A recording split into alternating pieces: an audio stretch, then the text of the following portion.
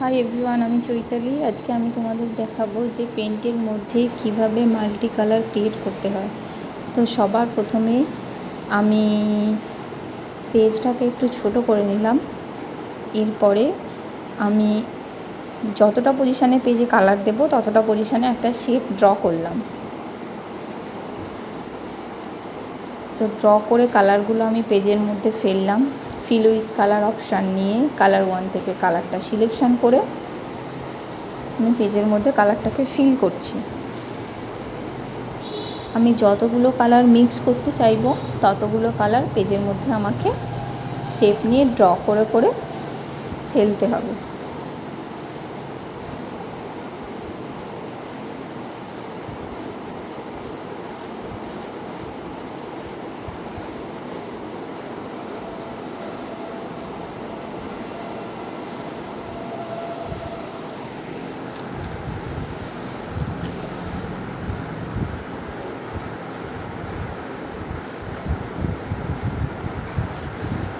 এরপর আমি রিসাইজ অপশানে গেলাম।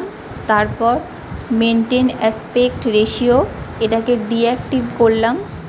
করার পর ওপরে পিক্সেলসটা খুললাম। খুলে হরাইজেন্টালে যেই নাম্বারটা দেওয়া আছে সেটা আমি ক্লিন করে 1 লিখলাম, কিন্তু নাম্বারটা আমি অবশ্যই মনে রাখবো। 1 লিখে ওকে করলাম। ঠিক সেম আবার রিসাইজ অপশানে গেলাম। মেনটেন অ্যাসপেক্ট রেশিও অপশানটা আমি ডিঅ্যাক্টিভেট করলাম। তারপরে পিক্সেল অপশানটা অ্যাক্টিভ করলাম।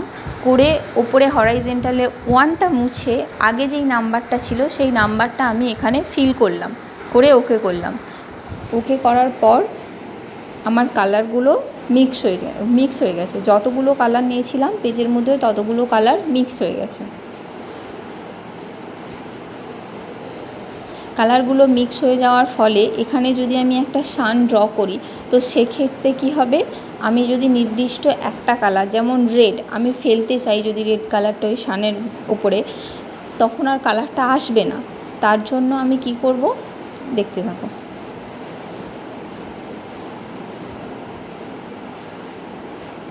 সেটা করার জন্য আমি একটা ওভেল শেপ নিলাম, নিয়ে সেটা পেজের মধ্যে ড্র করব।